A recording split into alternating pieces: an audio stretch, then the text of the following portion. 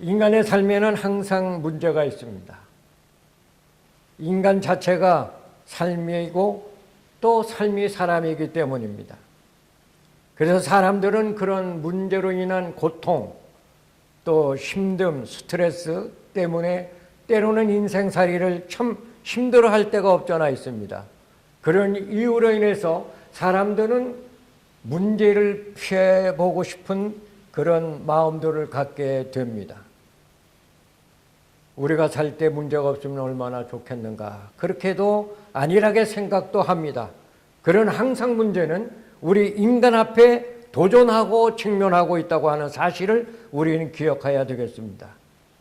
자, 오늘 본문에 보면 이스라엘 백성들이 하나님의 은혜의 축복을 통해서 애굽의 종살이에서 이제 400년 만에 해방을 받고 하나님이 약속하신 땅으로 가게 됩니다. 그들의 여정 앞에 홍해가 가로놓여 있었습니다. 뒤에는 애국 군대가 추격하고 있습니다. 그들의 어떤 수단과 방법으로는 홍해를 건널 수 없지만 하나님의 은혜의 능력의 축복을 통해서 홍해를 육지같이 가르고 그들은 홍해를 이제 건너게 됩니다.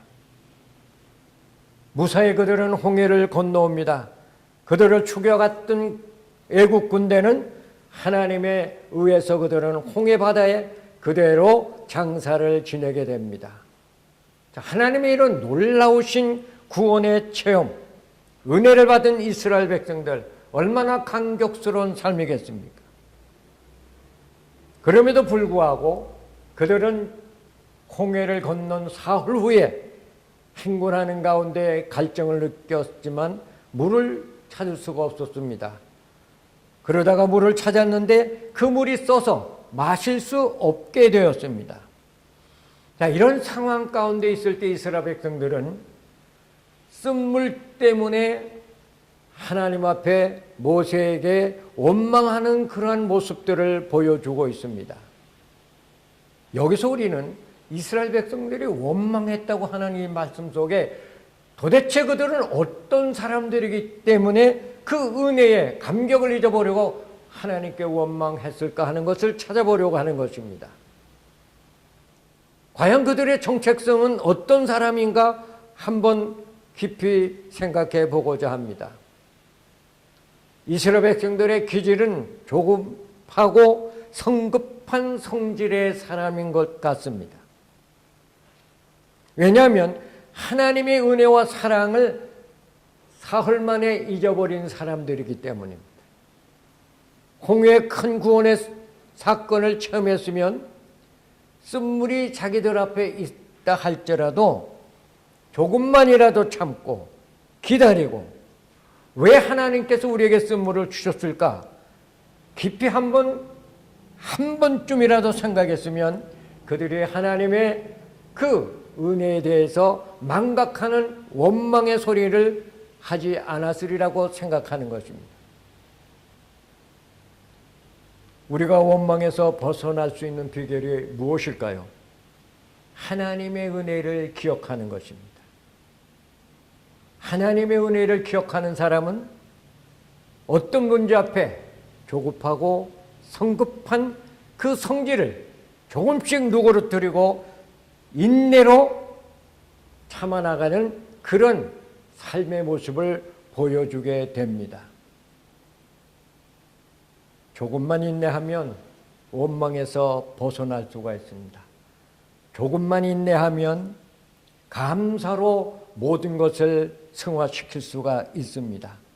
바로 이것이 구원받은 하나님의 은혜의 삶을 사는 사람들의 모습이라고 확신합니다.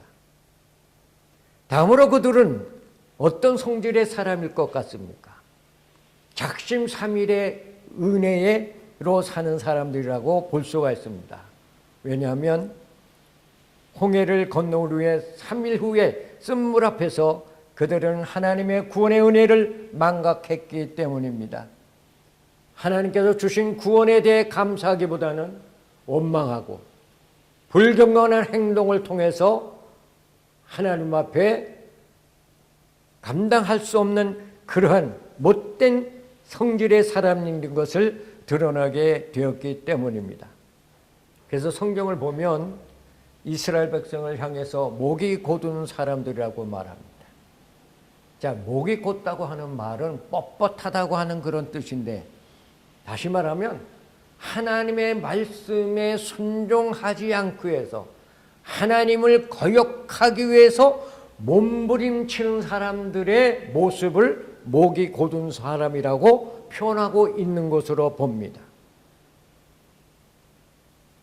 자, 이스라엘 백성들의 이러한 기질의 모습을 보면서 오늘 현대 그리스도인들의 삶의 모습은 어떨까요? 별반 다른 것이 없다고 생각합니다. 우리들에게도 쓴물과 같은 그런 문제들이, 고통들이, 환난들이, 시련들이, 환경이 우리에게 없잖아 있습니다.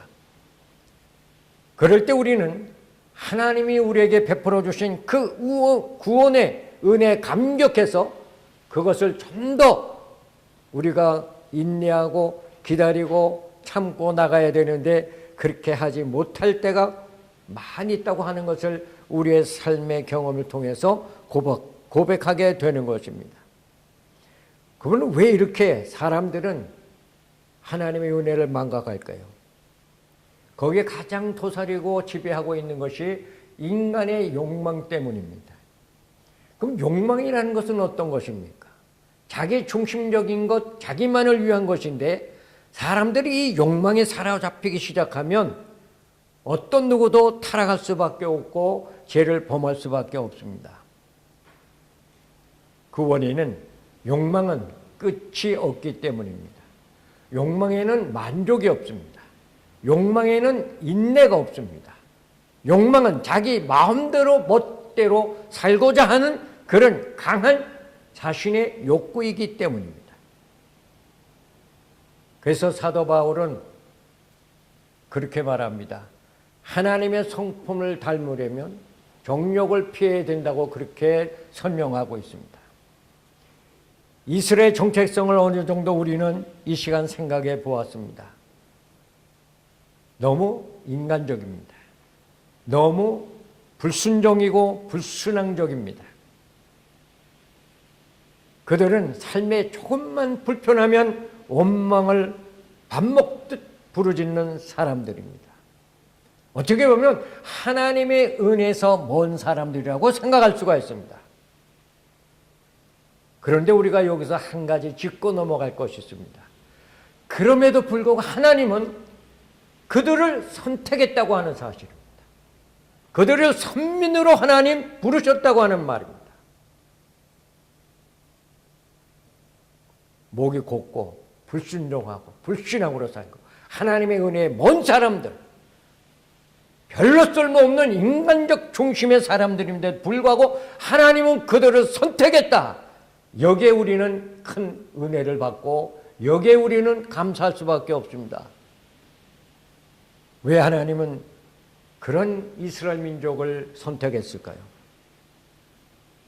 저는 세 가지를 우리에게 보여주신다고 생각합니다. 첫째가 하나님의 은혜는 값없이 주시는 것을 보여줍니다. 다음으로 하나님의 사랑은 무조건 사랑이라는 것을 구체적으로 보여주는 뜻입니다.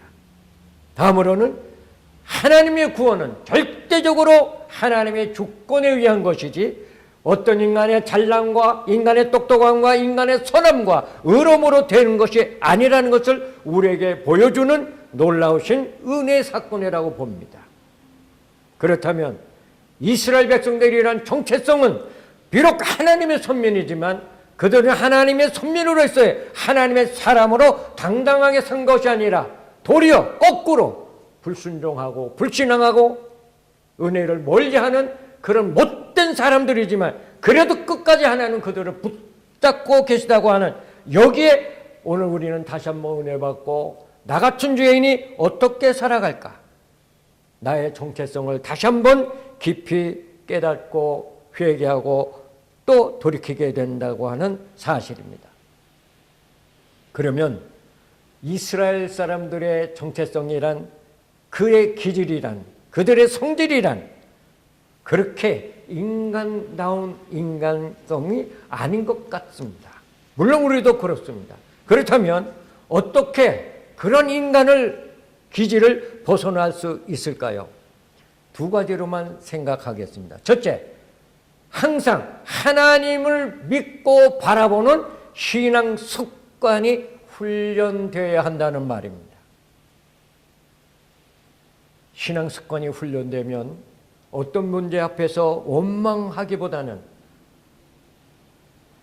1초, 1초, 3초 이렇게 조금만이라도 참고 기다리면서 하나님께서 나에게 주신 이 문제는 어떤 의미가 있을까? 깊이 묵상하고 그 문제를 바라는 의식이 신앙적으로 감당할 수 있으라고 생각하기 때문입니다. 우리는 문제 앞에 문제를 보고 원망하기보다도 하나님을 바라보고 믿음으로 그것을 극복할 수 있고 하나님이 어떤 길로 나를 피하게 하실까? 하나님이 이 문제 속에서 어떻게 나에게 역사하실까를 바라보는 그런 신앙으로 나가야 되겠습니다. 이스라엘 백성들은 쓴물로고 원망했지만 그때 하나님의 사람 모세는 어떻게 했습니까? 쓴물로 인해서 원망하는 이스라엘 백성들을 위해 하나님께 기도합니다. 그때 하나님은 모세의 기도를 응답하시고 한 나무를 지시하시고 물에 던지라. 물에 던졌더니 쓴물이 변하여 단물이 되었다고 말합니다. 그러므로 신앙이라고 하는 것은 문제를 보기 전에 하나님을 바라보는 신앙 습관이 훈련될 때 어떤 문제 앞에서도 당당하게 하나님 사람됨의 모습으로 승리할 수 있다고 하는 것을 확신합니다. 두 번째는 하나님의 은혜는 문제 뒤에 반드시 숨겨놓은 축복이 있다고 하는 것을 여기서 우리에게 가르쳐 주고 있습니다. 하나님께서 쓴물로 단물로 만들어 주신 후에 이스라엘 백성들에게 그렇게 말합니다. 너희들이 하나님 말씀에 순종하고 의를 행하며 계명의 규례를 기르며 모든 규례를 지키면 모든 질병 하나도 걸리지 않고 너희를 치료하는 하나님이 될 것임을 말씀합니다.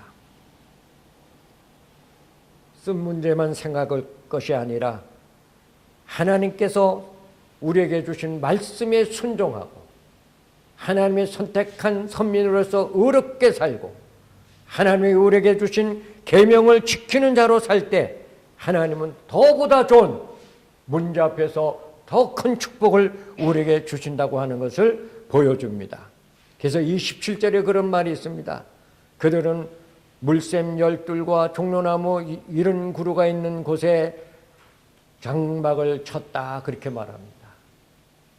바로 이것이 문제 후에 하나님이 주시는 놀라운 축복의 모습입니다. 하나님은 이스라엘 백성의 정체성, 그 성질이 참 못됐고 정말 그릇된 사람들의 모습이지만 그래도 하나님은 그들을 선택해서 하나님의 백성으로서의 삶을 살도록 지금도 훈련하시고 역사하시는 모습을 볼 때 그 이스라엘 백성들이 바로 나요? 우리 믿는 사람들의 정체성이라고 생각할 수가 있습니다. 이제 우리는 험난한 세상에서 사는 가운데 문제 앞에 굴복하는 것이 아니라 문제를 뛰어넘고 하나님의 은혜 가운데 주시는 구원의 은혜를 체험하는 은혜의 사람으로 남은 여생을 믿음으로 승리하는 우리 모두가 되시기를 간절히 믿습니다.